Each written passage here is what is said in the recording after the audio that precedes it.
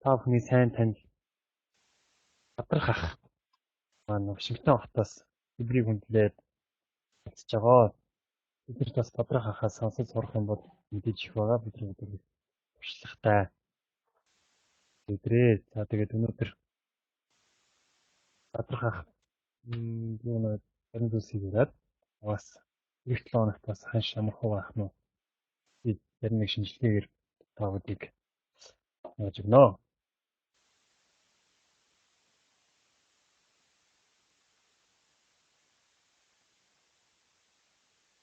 Байна уу? Байна.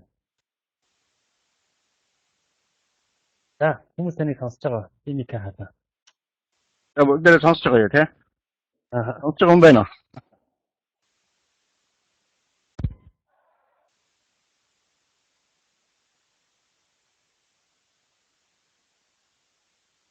Юу сонсож байгаа хүн байвал сонсож байна гэд хариу хэлдэг. Ганцаараа баг хийсэн байна.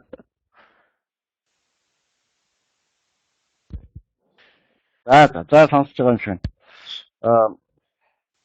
За юуны өмнө бүгдээрэнд нь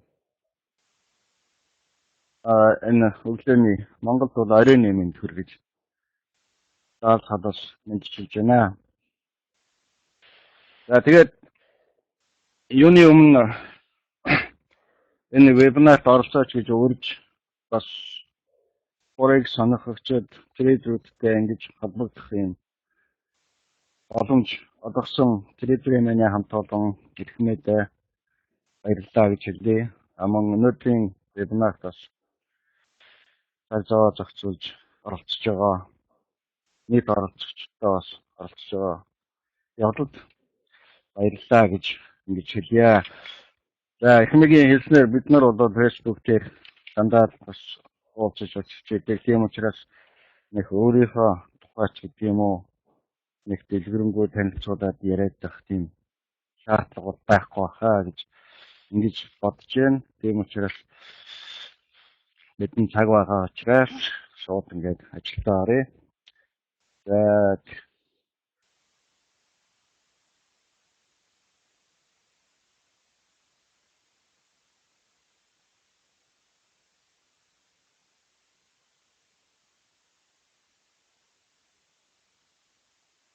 ой нөгөө хэлэгч маань ад болчихдог шүү дээ.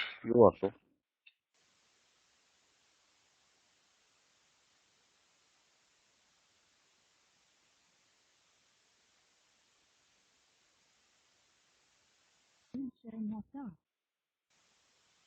За одоо шеф окей.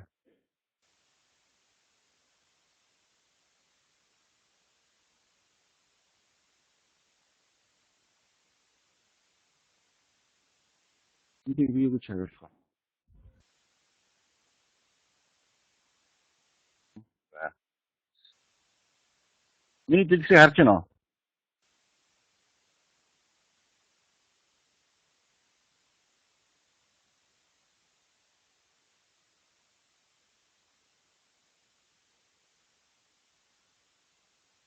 Байна уу?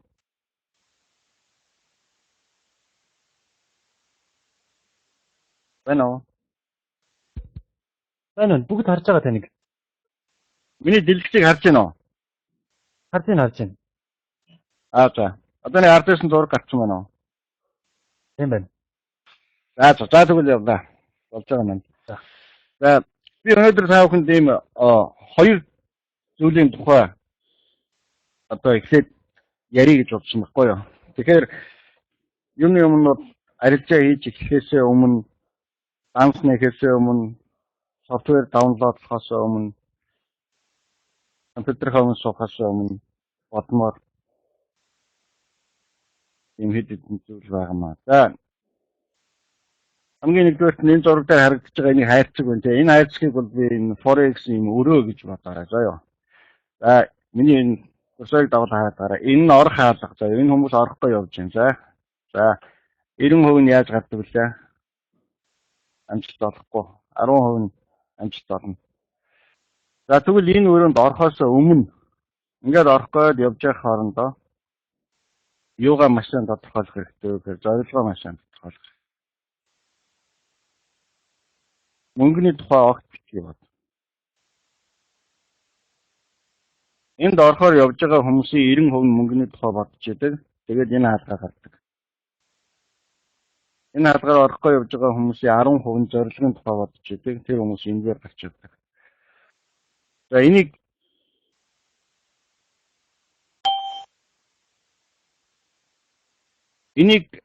маш сайн хүмүүс эхлээд ойлгосоо гэж боддог. Ерөөсөө яг энэ өрөө рүү орохын өмнө биний зорилго юу вэ гэдгийг л нэг их мөнгө хийгээд нэг хурдан байж чинь гэсэн тийм бодол зорилго байгаа бол ер нь одоо унахад бэлтгэлтэй байна л гэсэн үг. Энийг хажууд нь жижигхэн хоёр цэг тавьсан байгаа ч энэ бол амар цэг заяа. Энэ бол юу гэхээр энэ хүмүүсийн шунлан цуг явж байгаа. Мөнгө бодсон шунлан энэ хүмүүстэй цуг болж идэг. Энэ өрөө рүү орохын өмнө 90%-ийн юу итвчдэг байна. Шунлан итвчдэг. Тэгэл итвчсэн шунлан эзнээ энд намцоход нүчдэг. Тийм учраас энэ өрөө рүү орохоос өмнө бүх хүмүүсийг ийм зорилгоор маш нарийн тодорхойлороо мөнгөний тухай битгий бодороо энэ өрөөнд нөгөө 90% нь мөнгө бодож орсон шүү дээ. Мөнгөө өсгөх нь хурдан байж гин. Тэгээ энэ дотор орж ирээ юутай толдгийг биднээс мэднэ те. Арилжаа хийн гэдэг бол маш хэцүү зүйл, урт хугацаа хэрэгтэй болдог, төсвөр төвчээр хэрэгтэй болдог, маш их зохион байгуулалт хэрэгтэй болдог, өөрийгөө таньж мэдэх хэрэгтэй болдог, маш их зүйлийг шинээр сурч мэдэх хэрэгтэй болдог. Энэ бүхэн бол маш хатуу хан байдаг те. Очоод мөргөл. Гэтэл нөгөө нэг сэтгэлийн хөөрлөөр шуналдаа хөдлөгдөөд сайхан ороод ирсэн хүн чинь тэр хан мөргөхөөс ямар нэг хэсэг яах вэ? Ер нь бол тэгээд баг тэр чигээрээ бол арилжаан дээр буруу шийдвэрүүд гаргаж эхэлдэг. За энийг таахын бас гэж бодсон. За нөгөөд нэг хэлье гэж бодсон зүйл маань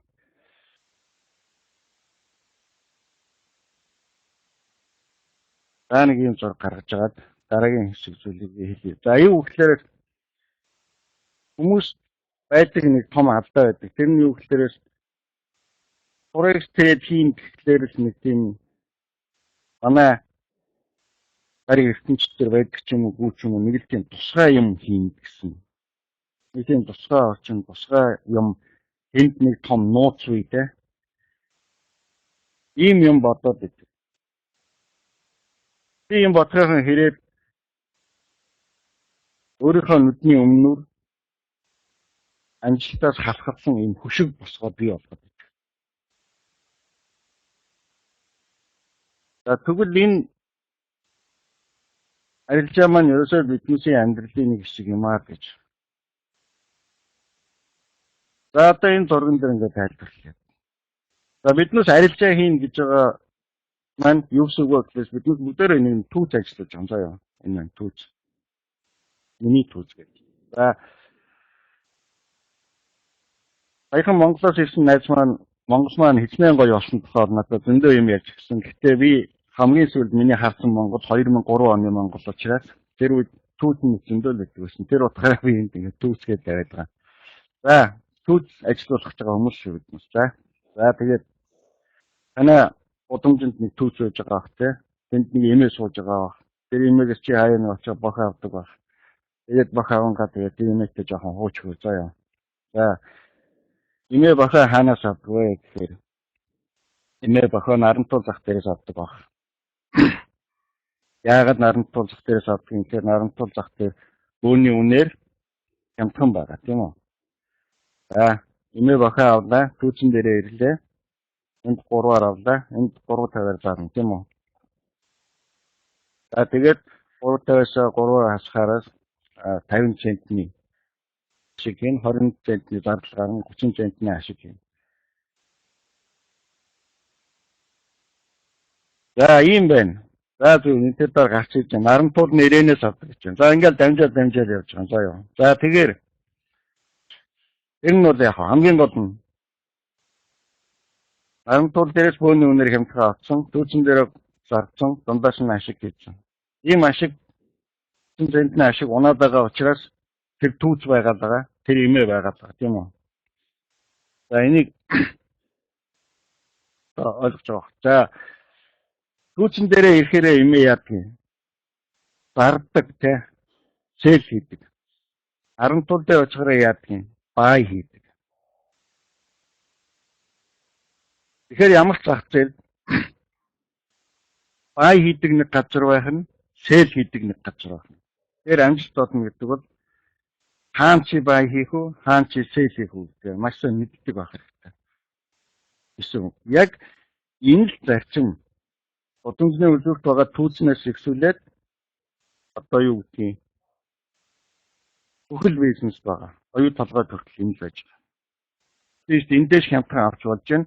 Тэнд энэ хүргэж болж байна гэдэг ямиг л олж харсан учраас арилжаа явуулдаг, бизнес явуулдаг.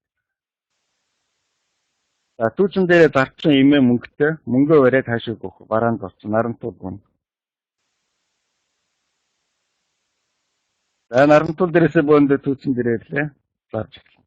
За ингээд ийм нэг цикл яваад байгаа. Энийг л дахин бүх төрлийн бизнесүүд ялангуяа амжилттай явж байгаа бизнесүүд хийгээд байгаа байхгүй юу?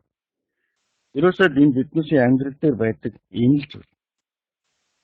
Энэ яг энэ чигээрээ forex дээр бас байж байгаа. За энд нэг хүн зурцсан байгаа. Гоё зурсан. За энэ хүн юм бодож суугаа. За энд нэг асуултын тэмдэг, доодын тэмдэг, асуултын тэмдэг, доодын тэмдэг. Ингээд нэг ногооноор дээш нь, ногооноор улаанаар доош нь гэж зурцсан. За энэ хүн юу бодож байгаа гэхээр альбертад яа. Ер нь биднээс арилжаа хийн гэдэг чинь биднээс өөртөө л ер нь арилжаа хийж байгаа. Би номдоо бол ингээд бичсэн байгаа.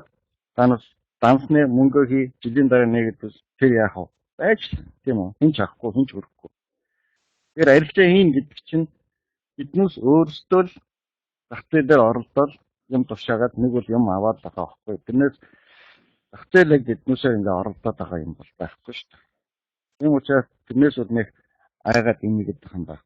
За энийг би юу гэж хэлэх гээд байгаа юм гэхээр энэ арилжааг хүн хийж байгаа. Тэгээ ямар нэг автомат машин би чи бид нар ингээ хүмүүс. Тэгэхээр хүн гэдэг амьтан өөрөө ямар онцлогтой юм бэ гэдэг энэ талаар бол миний номонд бас нэлээд хэдэн газар зогсож гарна. За тэрний нэгийг би тайлбарлах гэдэг.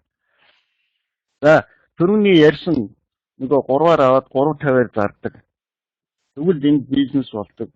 Энэ сэтгэлгээ хүмүүс хүн гэж юм бий болоод арилжаа 8 гэж юм анх хийгээл тэр арьс сүхээ солилцоод эхлэх. Тэр үеэс л ерөөсөө энэ сэтгхүй хүнд сууж ирсэн. Өнөөдөр ч гэсэн биднээс 3-аар аваад 350-аар гарсан бол энэ юу ашиг гэдэг ийм ойлгоц угаасаа хүнд ингээд үе эд эргэтэн шиг ингээд суудсан даа. За гэтэл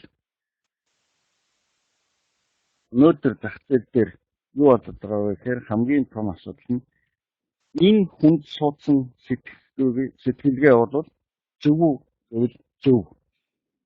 Гэхдээ ханшийн өсөлтийг хараад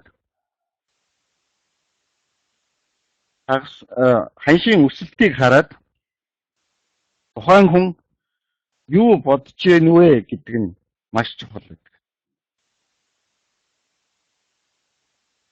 Би 3-аар авсан 350 хүргээд зарнаа гэж бодож сууж гэнэ үү гэдэг нь 10 орчим хувь нэ. За 90 орчим хувь нь юу бодож идэг вэ гэхээр ханш бүр өснө, өсөхөөс нь өмнө амжаад би яах ёстой? Бай хийх ёстой гэж бодож идэг. Тэр ханшийн нэг хөдөлгөөнийг хараад хоёр өөр юм бодоод байгаа байхгүй тий. Бүр өсчөөс нь өмнө бай хийя гэдэг хүмүүс нь дийлэнх байдаг. Ханш өсөд байгаа учраас би зархаар хүлээн гэдэг нь 10%. Унах тал руу мөн адилхан. Ханш унаад байвал нэг хэсэг хүмүүс яах нь юм хямдраад байгаа юм чинь би худалдаж авъя гэж бодож сууж идэг. Нэг хэсэг хүмүүс нь ханш бүр унчнаа тэрнээс нь өмнө бушуухан зарчээ гэж видео гаргаж ирсэн. Тэгэхээр Яг нөгөө олон мянган сая жил яваад ирсэн тэр догтыг хараад хүмүүс хоёр өөр төрлийн бодож эхэлж байгаа. Энэ биднүүсийг арилжаанд алдах хамгийн гол шийдвэрүүд аргуулж идэв. За нэг иймэрхүү толгой өгүүлсэн. Ойлгоход хэцүү юм ярьчихв. За одоо энийг хэдүүлээ яах вэ гэхээр энийг аваад чартан дээр очие заяа. Энийхээ ярьсан сэтгэлгээнүүдийг аваад чартан дээр яваад чинь. Хаан чиний түүч байна, хаан чиний аран туул байна. За энэ евро USD daily chart-ын дээр орсон байж байгаа. За энэ доотлын нэг зон зогцсон байгаа. Тэгэхээр зорчих. Дадлын уртлыг хар. За ингээд энэ зон явж байгаа. Энэ зон дээр юу болсон бэ гэхээрээс өмнө нь энд юу болж юу? Энд юу болж юу? Энд юу болж юу? Тэгээд та хамгийн сүүлдийнх нь энд юу болох вэ? Тэ? За ягаад энийг ингээд энэ зооныг зураад ийм хачаалдаг үг гэхээр энэ ёроод энэ курсорыг дагуулж хараад байгаа. Энэ орой хоёрыг чиглээд Fibonacci татсан байгаа. Fibonacci-гийн 61.8 шатлал руу ханш төгсөж нь одоо өгөж ирж байна те. Энэ нь өөрөө ямар зоонуудтай давтж байна гэхээр миний саяны зоосон энэ цемент зон энэ зоонд өмнө нь ханш яаж ирсэн бэ нүү? Энд хугарч ирсэн байна. Энд том лаа гаргаад тий ганцхан өдрийн дотор 170 пипний хүчээр энэ зооныг одоо хэлчихсэн байна тий дайрч.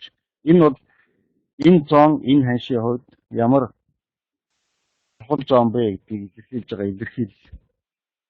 За дараа нь энд мөн л яг энэ зооноос эргэж ойсон. Одоо өнөөдөр сайн байна уу? Эргээд энэ зон руу ирж эхэлж байна. За энэ зоныг бид нарын юу гэж танаас ойлгож байна? Наран туул уу, түүч үү?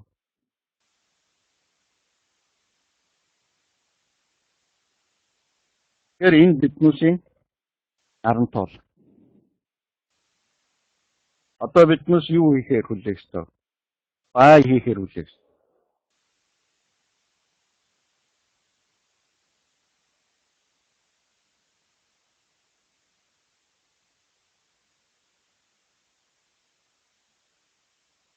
Тэр нэг Facebook дээр нэг юу байсан да нэг хүний пост оруулаад байсан да нэг New Zealand доллар, Америк доллар дээр бай хийгээд алдаад тэгээд сүүлдээ энэ 7 хоног их барцтай байлаа гэж бичсэн танаас санаж байна. Тэрэн дор би supply zone харж байгаа шийдвэр гаргаарай гэж биччихсэн. Тэр хүн бодвол тэр ойлгосон баг. Яг гэвэл тэр хүний хувьд яг биднээс энд ярьж байгаатай адилхан supply zone руу ханш төхөөд исэн байхгүй юу? Яг ингээд өмнөх supply zone руу ханш төхөөд энд ингээд төхөөд байх мань хүү яагаад ч гэхээр бай хийгээд исэн байхгүй юу? Тэгэхээр түрүүний нөгөө ярьсан сэтгэлгээгээ боддоо буруу болж эхэлж байгаа биз? Энд чинь сэл хийхээр хүлээж авах хэрэгтэй байсан. Энэ лүү төхөх тусмал бай хийгээд исэн байхгүй юу?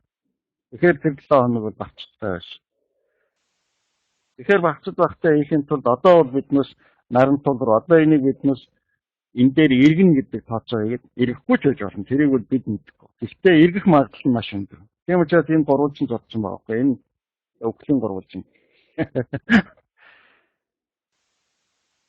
Тэгэхээр энд биднээс одоо бая хийхээр хүлээн. Бая хийсний дараа биднээс яг бохоо аваад наран тулаас хаашаа явуулаа. Түүц рүүгээ явна тий. Биднээс түүц хаана вэ? Нэрийн түүц юм байна. Таргет 1 Fibonacci-г ашиглаад үзэх юм бол 127.2 шатлал энэ байна тий. Энэ шатлал юутай нийлээд байгаа вэ гэхээр миний зүгээр өөрсөн дагуулад харлаа. Энэ гоё орой байж байгааз. Энэ бол бас ийм ч тохиол. Энд нь гоё орой байж. Дээрээс явж байгаа энэ улаан унах тренд шугамтай огтлолцож байгаа байхгүй юу? Тэгээ энэ огтлолцлууд энэ хавьд үүсэж байгаа нь анхаарал татж байгаа. Тэгэхээр энэ маань юу болох вэ? Биднээс энэ түүц бол.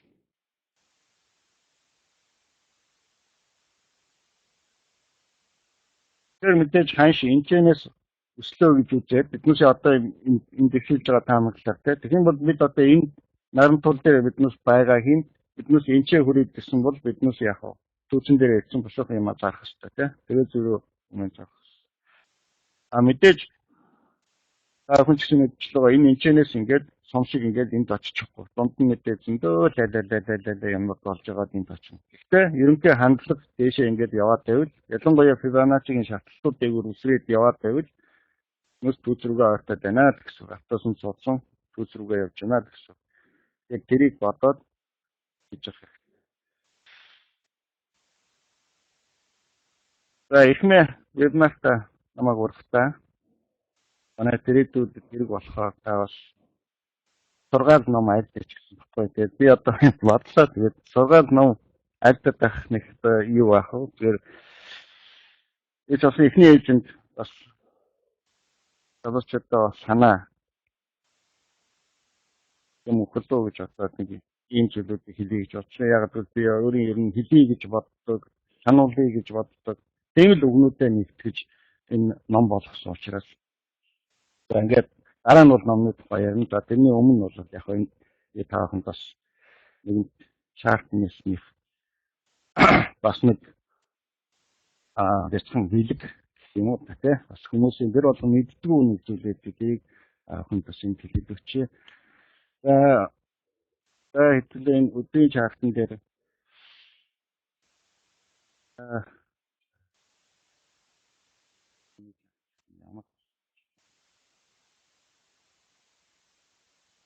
ингэж байна.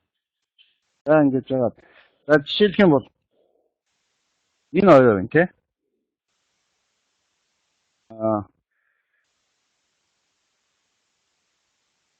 За жишээлх юм бол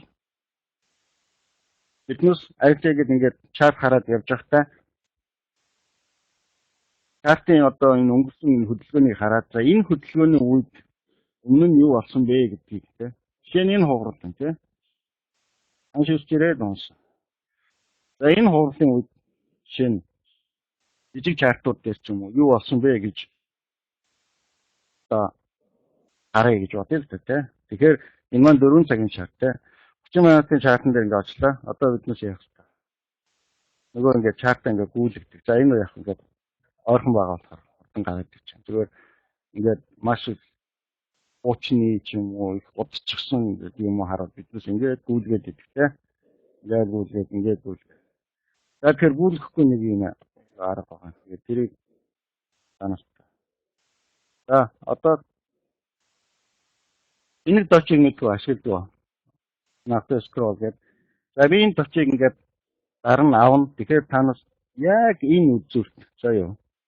Яг энэ үзүүрт жижигхэн сар гурван гарч ирээд алга болоод байна. Тэрийг анзаараарай.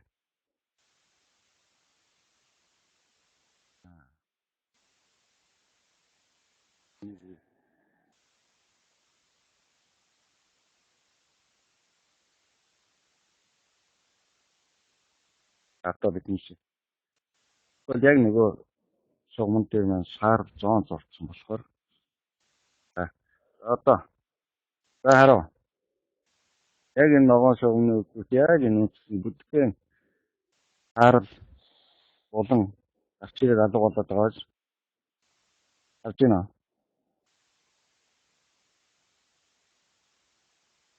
Нэг гарчгаар алга болоод гарч ирээд байгааз.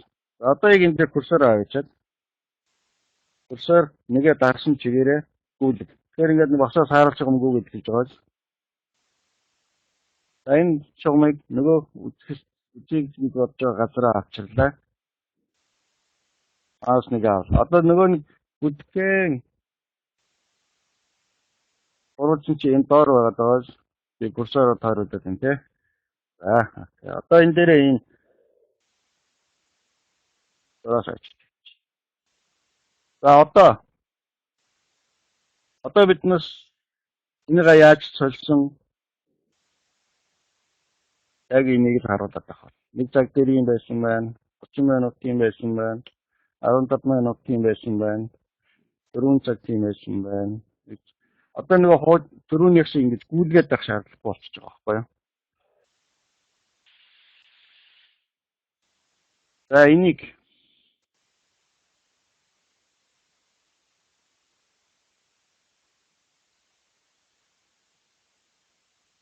за одоо би энэ дээр хэлбэл нэг юу гэх юм. Иванач гэх юм. За тэгээд 4 цагийн чат очоод Иваначи шууд маань үнэхээр яаж ажилтдаг вэ? Яаж брейк аут дээр трейд хийдэг вэ гэдгийг энэ дээр тааханд харуулад цаг нэг дээр явж байгаа шиг байна. Эхнэр цаг үлдэх ёстой. За уурал үссэн. За мэдээж энд орой хийсэн. Энд яроод хийсэн. Энэ бол хайр байсан. Энэ бол лоор байсан. Тэ? Тэгэхээр миний хамгийн сүүлд доллар йен дээр хийсэн арилжааг танаас харсан найдаж байна. Төд иймээс. Оролт хаана вэ? Иваначи 11.852-ын дунд. Дээшээ нэг шатсал дахиулаад дунд нь стоп лосс. Энд таргет 1-нд, таргет 2-нд.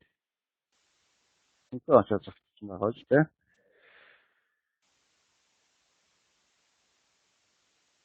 За миний хэлсэн зүйл бол биднээс Фибоначчи өдрийн шаардсан дээр татсан тийм. Энэ арай бүдэгтэй тагшиг юм. За одоо тэгээд 4 цагийн чарт руу очоод одоо энэ хүнсэн зураасууд маань Фибоначчи левлэд гэж байна. Гэтэл яг энэ левлүүд хараа яаж байж байгаа миний курсыг дагуулж хараад байна. Тэндээс онлаа яг энэ левл тийм. Дэшээ яваад энийг эвдлээ дэшээ яваад босаад яг энэ левл дээр очиж ирж байгаа. Дараа нь яаж юм? Дараагийн левл хүрэх явж байгаа. За брейк аут хийдэг арилжааны хамгийн гоё нэг дүрийн гараад ирж байгаа.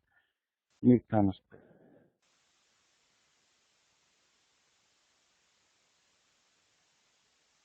Фибоначчи энэ дээр тийм.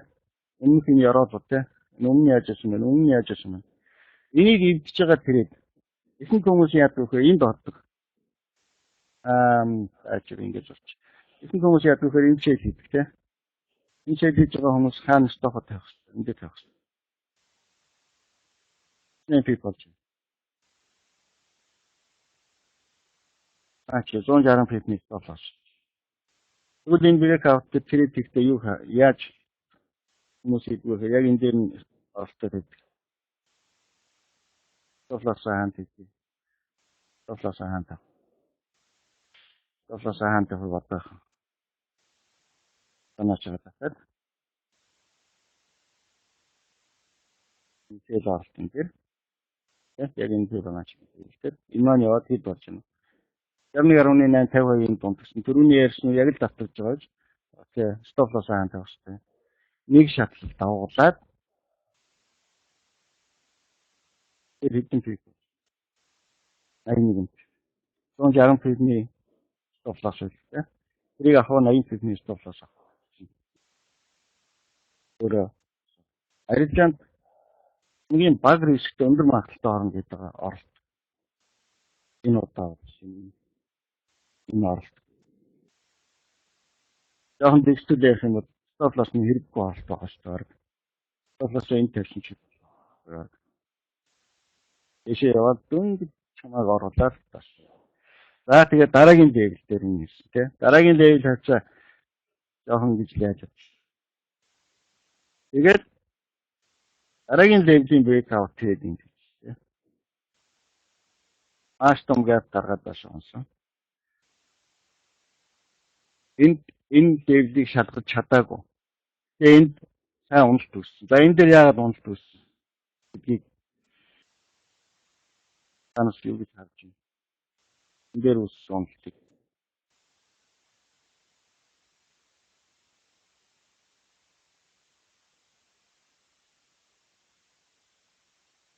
Яг л ингээд левелүүдийн хооронд хэсээд байна.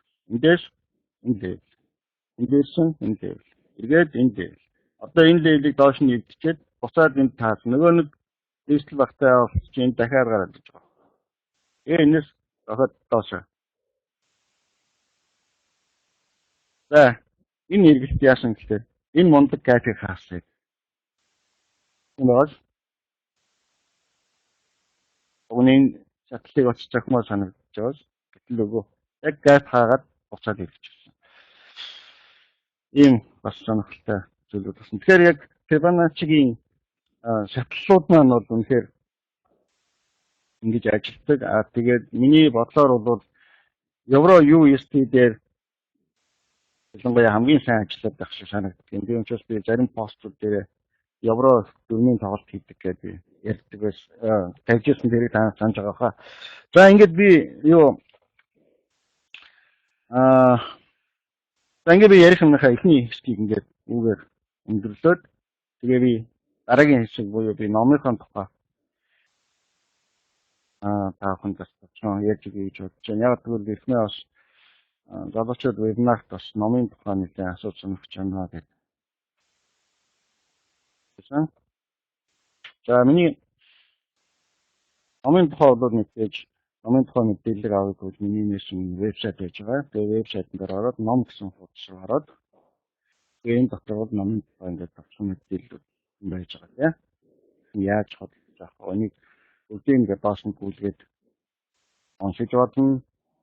Эсвэл эндээс нэгэ сонгоод авах тийм. Жишээ нь хэрхэн эзэндээ очих вэ гэх юм байдлаар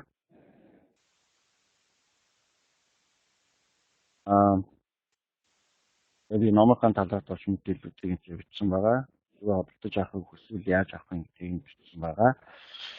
За ингээд би номынхаа тухай ингээд онцолж ярих юм юу вэ гэхээр би түрүүн дээр хэлсэн. Ер нь бол би хүмүүст хэлий яри анхааруулах юмсан ийм үгнүүдийн эмсэгэл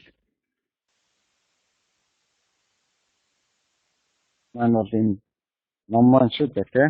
Тэгээд ном маань бол юуны өмнө энэ бол тийм юуны орчуулгын ном биш.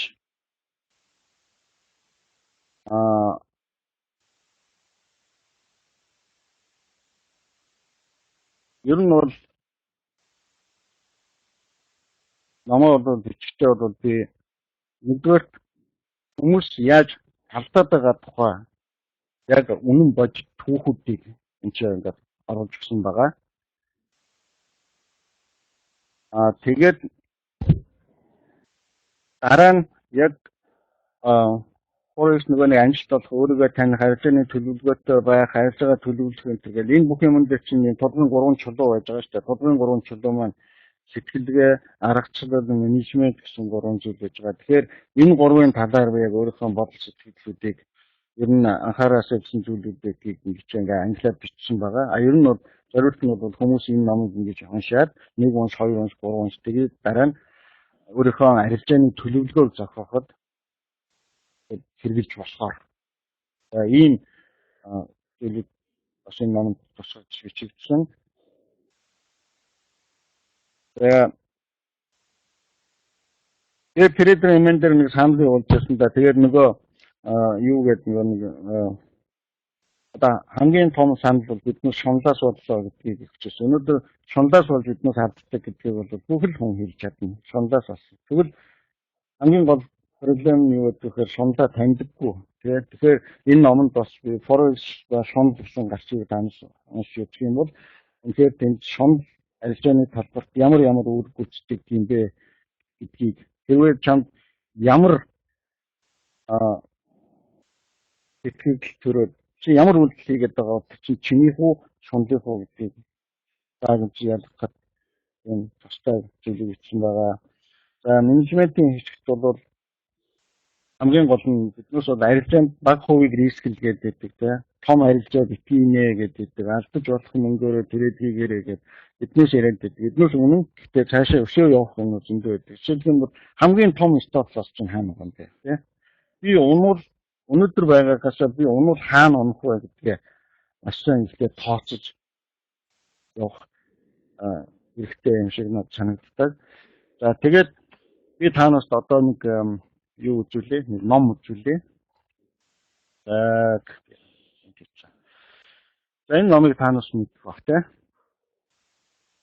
Би ч бас цагтаа энэ номыг олж аваад тэрхэн нолгол явж байсан тийм үү.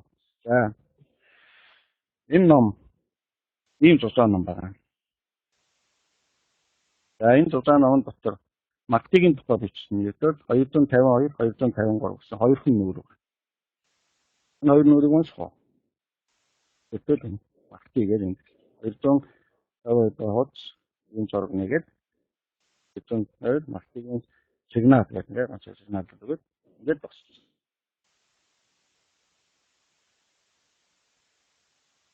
За тэгвэл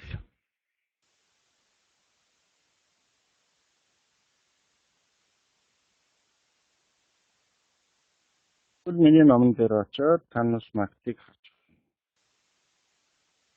240-аас 253 13 нүүр. Тэгэхээр маркетингийн тухай бол клиент дэлгэрэнгүй үз. Энэ бол тренд шугам, Fibonacci, боломжит банд энэ бүх юмний тухай бол тийм энэ бусад номнууд тайлбарлах нь арай дэлгэрэнгүй бичсэн. Яг орчуулж бичээгүй өөрийн болгоод өөрийн үгээр гаргаад тэгээд би өөрийнхөө тэр номнуудаас аль болох голоогүй юмнуудыг оруулж бичсэн. Гэдгийг бол анхаарч үзэх хэрэгтэй.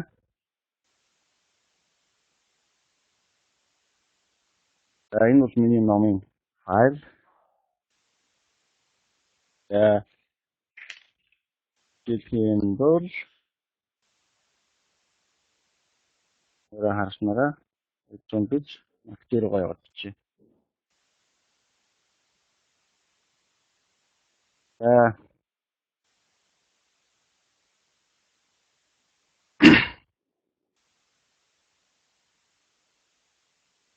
За маркетинг. Ингээ маркетинг уншихаар маркетинг гэж яддаг таан сонсож байгаа. Харин энэ үг ингээд энэ маркетинг гэдэг. Тэгээд энэ нөхрийг би маркетинг алдаршуулахаар ингээд бичсэн. Тэгээд энэ шүлтүр болгож хэрэглэдэг. Таарчвал итгэл нэмэн таарахгүй болгоомж нэмэн гэдэг. За ингээд маркетинг юунаас болж гаргадгийг гэдгийг товчхон гэж бичсэн. Маркетинг ямар сигнал өгдгийг гэдгийг үгээр үчгээс гадна зургаар ингээд энэ гаргаж тавьсан. Маркетинг ямар сигнал өгдгийг трендийн талаар ямар мэдээлэл өгдгийг. За ингээд сигналуудын үгээр үчээд тэгээд зургаар ингэж бодож харуулад маркетинг divergence гэхээр бол танаас энийг бол мэдчихэж байгаа. Энэ бол бас тийм зүйл биш. Маркетинг convergence бас мэдчихэж байгаа. Энэ бол биш. За хамгийн гол нь миний уншсан номнууд дээрээс өгүүлэгддэг зүйл бол маркетингийн хистограммын тухай айгүй бага утсан байдаг. Тэгээд би энд бол аль хистограммыг оруулаад энэ зураг оруулаад ингээд энэ хистограммын багнуудын үед ямар үйл явдлууд болж байна гэдгийг чартын мэдлэгтэй авч тайлбарлаж өгсөн. Дараа нь маркетингийн шатлуудын талаар бичсэн. Тэгээд би Facebook дээр оруулж ирсэн. Энэ зургийг бол авах хэмж байгаа.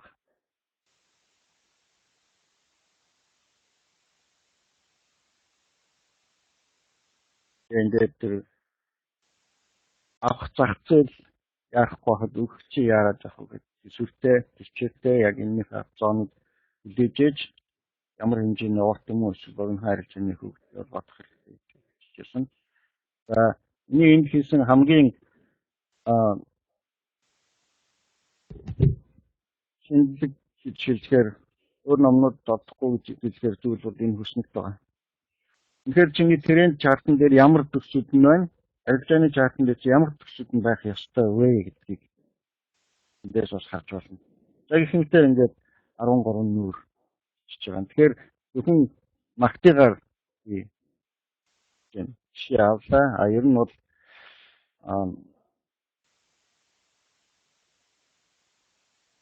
номд бол тийм нэгэн өөр юмуд бол маш их орсон. За мэдээж тэрэн дээр нь бас энэ Монголны бота тийм хандлага гэж хэлэх үгсгээд энэ дотор бол Forexmn тухай анх сонсохдоо ер нь Forex ер нь амжилт олохгүй хамгийн анх сонссон тэр өдрөө хүн шийдсэн байдаг гэж байгаа шүү дээ. Энэ тухай бол энэ чинь бас бичсэн байгаа. Би ч гэсэн эхэндээ бол мэдээж хадчихлээсэн.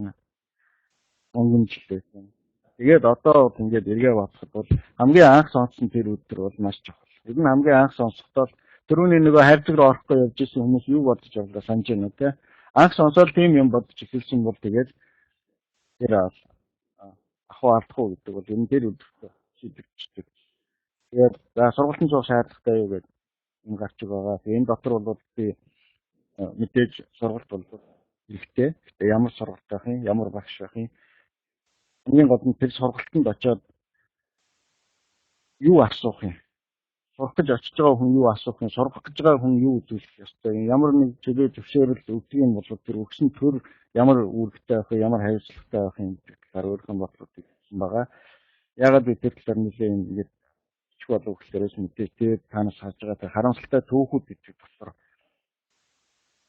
маш олон хүмүүсийн тийм харамсалтай түүхүүдийг сонсоход бол ерөнхий бас болохгүй байгаа зүйл тэнд байгаа байхгүй юу? Анх сонсож байгаа багш, анх сонсож байгаа тэр өдөр тэгээд тэр сургалтын талаар өнөөдөр ч гэсэн Монголд бас Forexmn талаар энэ төрлийн ойлголцоод байна гэсэн тийм зүйлүүд бол яригдчихл байгаа тийм. За Forex хэр рисктэй вэ? Маш тавчхан хэлээ. Биднээс бүгдээрээ л рискийн дунд амьдардаг. За ямар өнгөөр хэлэхдээ вэ? Мэдээж чиний компани за энэ мөнгийг ингээд автлаа гэхэд хүн байдал үүсэхгүй. За энэ ялгаануудыг нэлээд бичсэн, тайлбарлаад бичсэн байгаа. За гэх мэтээр ингээд ямар энэ тайлбарлаад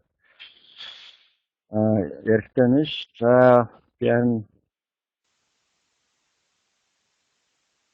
нэг зүйлийг тастанаас зүйлээ харамсалтай түүхүүд гэдэг. Тэгээд энэ харамсалтай түүхүүд гэдэг ингээд бодит хүмүүсийн бодит зүйлүүд байгаа. А энэ хүн гэдэг 2000 таа хэлсэн. Жишээ. За хин гэдгийг бол мэдээж ноцлог байхад тэр чинь бол. За энд бол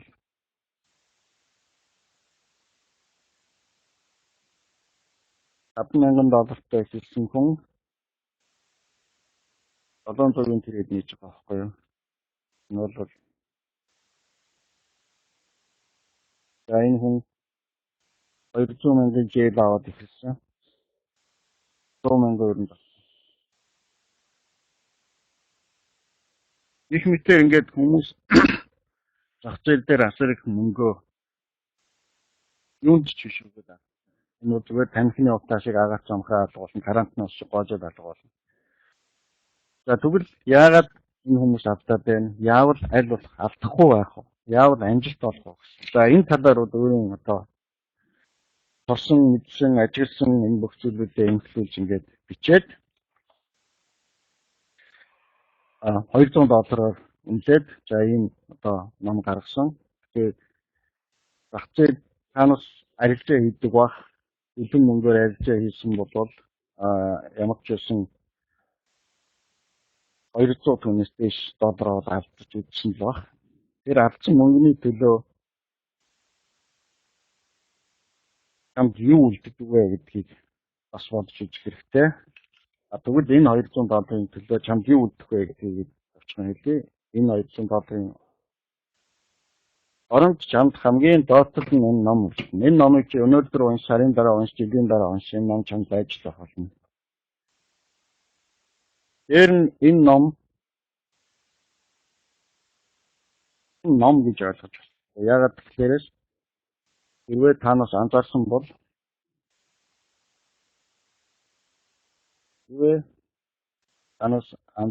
бол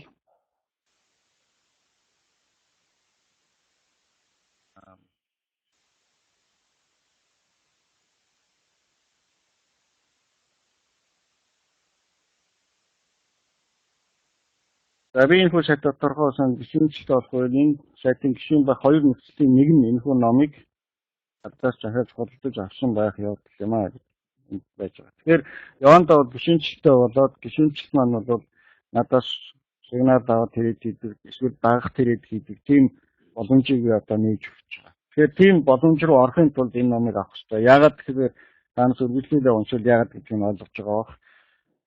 Ийм үгнүүд, ийм болгоомжлолтууд, ийм менежментийг тэр сигнал авч байгаа хүн, тэр дагаад арилжаа хийж байгаа хүн мэдж байгаа гэдэгт би 100% итгэлтэй байх хэрэгтэй байхгүй юу? Тэгжээж хүнд өгөх хэрэгтэй. Тэгхгүйгээр бол өгч болохгүй. За тийм учраас энэ бол азтай сайтын гишүүн байх нэг алхам болж байна тий. За нөгөө анхааруулж хэдий гэж бодож байгаа зүйл бол энэ улс төрчид бизнесмэнүүдэд байгаа юм даа. Тэгэхээр энэ ном бол зөвхөн би бас Forexmn тухай бичээгүй. Ер нь бол бас Forex-ийг ашиглаад энэ улс орнууд эдийн засгийн амьдралд ямар нэг хэмжээний өөрчлөлт хийхтэй.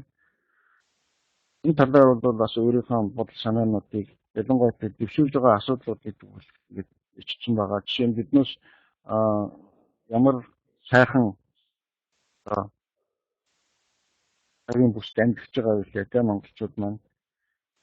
Энэ Forex яагаад сурах судлах хэрэгтэй юм бэ? Улаанбаатар Forex-ийн төвчөг болох нь гэдэг. Forex арилжааны компани гэдэг энэ бол тэр улс төрчдөд ингээд зориулсан тэр байтугай нөгөө толгой молготой ингээд холбогдож гисэн бас биднээс өнөөдөр байгалийн баялаг гадагш нь гаргаж ингэж зарж байгаа бол тэрийг ашиглаад биднээс яагаад өнцний мөнгөнд тэмдэх төгрөгөө чангаруулж болохгүй байх вэ те? Тэр том боломжийг бол биднээс бас ашиглах хэрэгтэй. Forex дээр алдж байгаа боломжууд бол асар их байгаа шүү дээ. Тэгэхээр энэ боломжуудыг бас ашиглах хэрэгтэй. Энэ бол зүгээр улсаас мөнгө гараад ингээд нэг баахан арилжаа хийгээд юм болох нь гэдэг ойлгоцоод биш. Гадны орнууд энийг яаж зохицуулж яах гэдгийг харж яах мэдж яах. Тэгэхээр энийг биднээс бас өнөөдөр яагаад ингээд улс төрийн хил гарах хүрээнд хичээлээд хийж болохгүй. Тэ хамгийн наадах нь тэгэхээр өнөөдөр Монголд бас тодорхой хэмжээний завхрал гэж хэлэх зүйлүүд гарч л байгаа шүү дээ. Тийм ээ. Биднээсийг засах хэрэгтэй. Тэгээд дээр нь энэ Forex-тэй алдж байгаа боломжуудыг бас биднээс ашиглах хэрэгтэй гэсэн ийм бас өөрийн санаа оноонуудыг оруулаад бичсэн байгаа.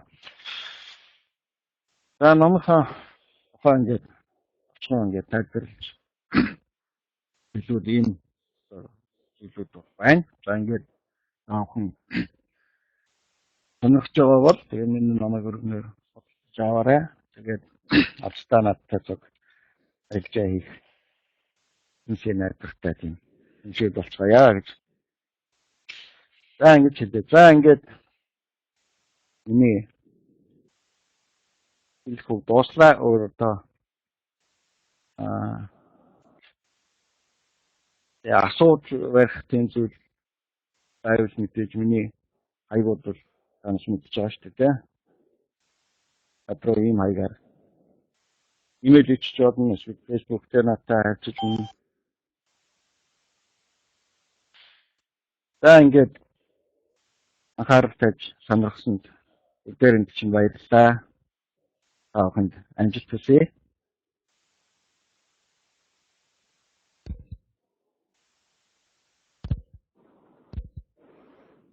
За бидний урилгаар иргэн тавцсан ба. Бодрох хата маш их баярлалаа. Таны арилжаанд амжилтсаа. Ингээд хойштой иймэрхүү вебинаруудыг бас олон хийх болно гэж залуустай. Яа.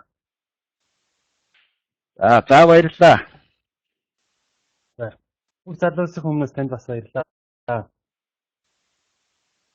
За их баярлалаа. Ихтэй би тэгээд вебинарыг дуустал сонсноо.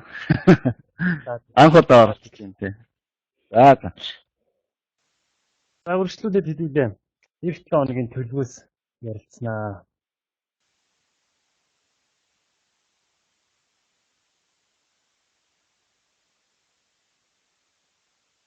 Шинжилгээнд орцгоё. За бүгд нийлээд харж байна уу?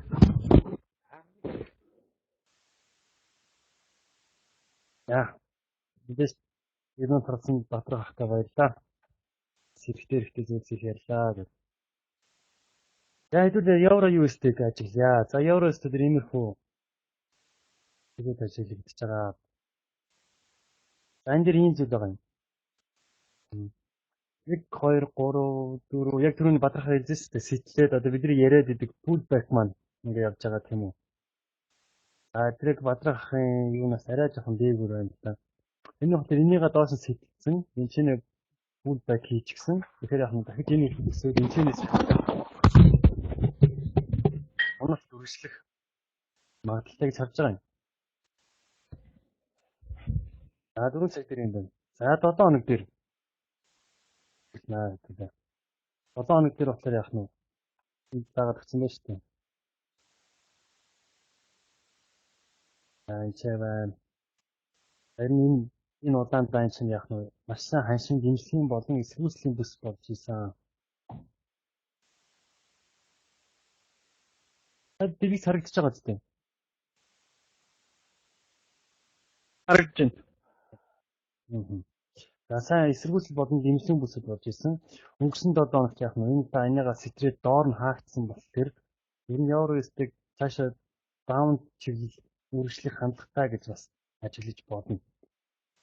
Адил энэ түүхийн хараад энэ одоо хэзээнээс 2011 оны 7 сарын 10-наас хойш энэ чинь сайн эсэргүүцэл болон дэмжлэгийн бүсэд болж исэн. Тэр одоо энийг яах нь өнгөрсөн 7 хоног сэтэрсэн байна. Доош авах магадлал байна. За доош яах нь бидний орох газар агенчинээс 28 67 гэсэн юмнээс юм. За 9 хоног яах нь эндээс унахгүй энийхэн дээр гараад ах юм бол бидэрт дахиад pullback тэр bypass-ных боломжтой. За ийш чиглэл явахын тулд ямар үүргүүд бидэхээр яах нь ханшийн хэлбэлзлийн оройнуудыг яах нь дээш сэтэлхээр буюу хамгийн ихний орой дээш явсан тохиолдолд бид нэр чиглэлээ дээшээ харнаа. Тэгэхгүйгээр яг хүний доор буцаад байх юм бол ерөн чиглэлээ одоо доошоо харнаа гэж ойлгож байна. За еврогийн хувьд ийм байгаа. Австралийн хувьд weekly дээр энэ таац байгаа тийм. За өнгөрсөн 7 хоногт харж ирсэн хэмжээнээс хугарах байх гэж харж ирсэн бол хэмжээс баг зэрэг хугараад доошоо нэг таад орчим хийх яасан. За энэ чинь доошоо явах бас магадaltaй. Австрал ойл 2 ер нь төстэй хөдөлгөөн гэдэг. Энэ дээр яг ойл гэсэн 300-ийн таас дээр ирсэн. Австрал 300-ийн таас дээр ирсэн. За энэ уналт цаашаа хэр баталгаа тавья гэдэг хэдий ажиглая да. За 4 цаг дээр тавьлаа. Divergence үүсч тийм үү доошоо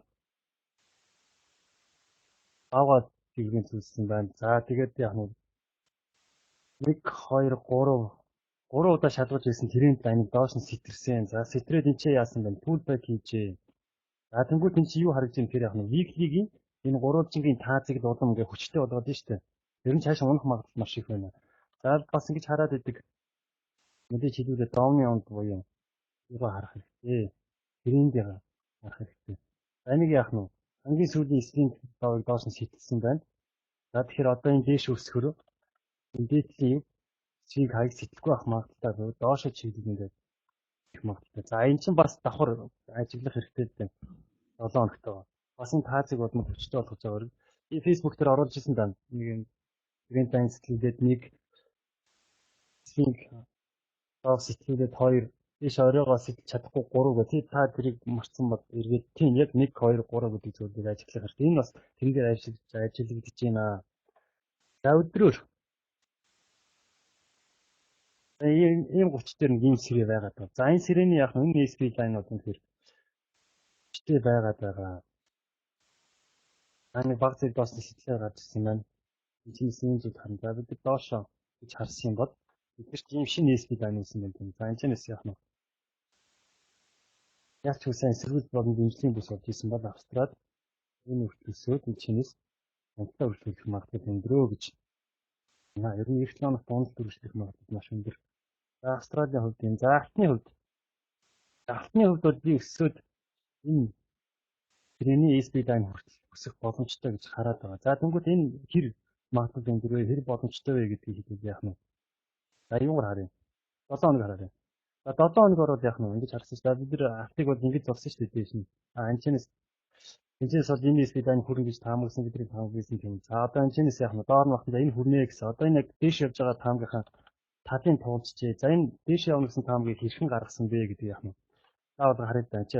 Тоод үүссэн байна мөн цэрэний SP line-ыг яах нь ханш баагаар доош нь сэтгэжсэн боловч дандаа нефт болон хаалт нь энэ дэмжлэгийн бүсийн дээр нь болж исэн болохоор бид нар хатыг ер нь дээшээ гэж харсан шүү дээ. За тэгээд дээшээ явсаар байгаа. Дээшээ яваад яаж юм? Энэ цэрэний дээд талын параллел line хүрээд доош унах магадлалтай. За яагаад унж ийн вэ? Яагаад унах магадлалтай вэ гэж харсан хэрэг яах нь. Эхний ханшийн хувь дотор явж байгаа. Ер нь нэг техник шинжээчд нэг онц хардаг зүйл чинь байнга давтагдах шинж тэмдэг гэж хэлдэг шүү дээ. Тэр нь бас итгэдэг. Тэгэхээр яах нь. Юусе энийгээ дээр хүрээд сувгийнхаа дээр хүрээд унсан юм байна. Одоо доошоо явж байгаа гэсэн төсөөлтөөр юмтай нэ. За тэнгуут яах нь. 7 хоног дээр бол алт өсөөд унах гэсэн таам гардаг юм. За энэ өсөөд унаа. За тэнгуут энэ өсөлтөө жижиг цагууд дээр бат гэдэг юм. За юугаар 4 цагаар. За 4 цагаар харангуйч яах нь.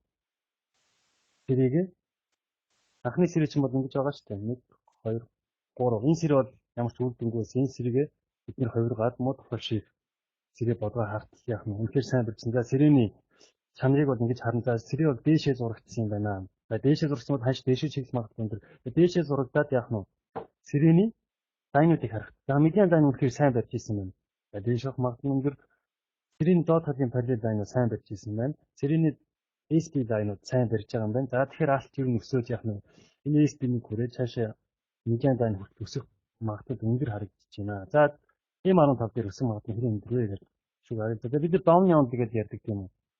Домны онд яг трендийг тайлбарладаг шүү дээ. За энэ дээр та ингээд бидээд яагаад гэсэн. За энэ юусоо дандаа яруудаа сэтгэж чадахгүй яваад юм. Тэгснэ энийг яах нь дээшээ сэтгэрччихье. Анги дээшээ сэтгэж. Тэгэхээр энэ чинь яах нь. Энэ яруудыгаа сэтгэж чадаагүй юм чинь дээшээгаа энийгээ сэтлээ явах магадлал өндрөө буюу 4 цагийн сэрээ явуулах магадлал их өндөр гэж харнаа. За алтны хувьд нэг юм их үү. За би нэг зүйл дээр арилжаад байгаа та бүхэн бол мэдж байгаа тийм үү.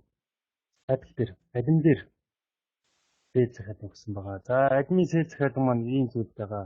Энэ дээрс дагаж орсон хүмүүсүүд байгаа одоогийн байдлаар адим дээр 104 пик унсан байна. Орсноос хойш боснээс хойш. За энэ цаа бидний нэг уугнаад энийг бол сайн барья гэж харж байгаа. За бүр унд яваад хаа хүрэх вэ гэхээр энэ 413 мурд бол хүрэх магадлал маш өндөр байгаа. За тэрийг ингээ харчих.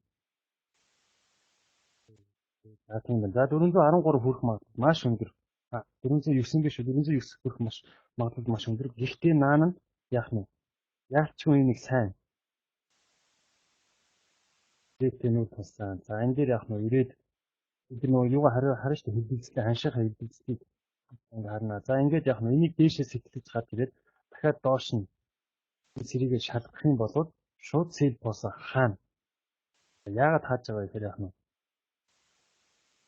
Энэ зурсан сэрийг ажиглаад банд. Яалчгүй сайн энэ сэрийг ханшин сайн юу болж чадж байгаа. Дэмжлэгийн бүсэд болж чадж байгаа. За тэгэхээр энэ дээр ирээд дахиад бас дэмжлэгийн бүс болох магадлалтай учраас хэдүүлээ энэ ханшийнхаа swing high swing low down-ын хоолыг маш сайн ажиглах хэрэгтэй. За тэгэхээр энэ дээр энийг хэрэг доошоо яах нь сэтгэчүүд бид нар юугаа посоо яалчгүй юу хүртэл 1409 хүртэл найдлахын цэд босыг хадгалж үлднэ гэсэн үг. Графикийг бол цаашдаа бол ингэж унаж хараад байгаа шүү дээ. Энэ хүртэл юмнаа. За тэгээ энэ цааш өрийн хүртэл явж чадах юм бол бид энэ дээрээс 500 пик ашиг аваад гарах боломжтой. Өнөөдөр бичсэн хагас өдөр учраас вебинарыг ингээ өндөрлөе. Бадрах хата маш их баярлалаа. Суусан залуустаа бүгдэнд нь баярлалаа.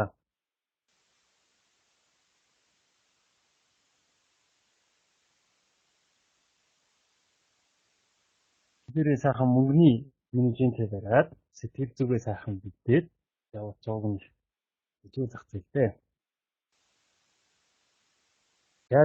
За бүгдэнд нь би юу гэн линк ширүүлж өгнө. Таавал мөрөө хондоо сайн холбоотойгоорой. Тэгээд одоо миний вебинарт анханаас нь сууж ирсэн хүмүүс, шинэ сууж байгаа хүмүүстэй бас сайн заад өгж байгаарай. Тэр ингээд сайт ингээд шууд болон вебинар оролцогчдын тоо өдрөөс өдөрт нэмэгдэж байгаа. Тэгэхээр бас ачаал бол нэг их болж байгаа учраас сурсан нэг нь бас шинээр сурж байгаа нэгэндээ одоо миний зүйл таалагддаг бол цааш нь дамжуулж хийж өгч болно. Та бүгдээрээ баяртай нэг өдөр уулзцгаая. Амжилт.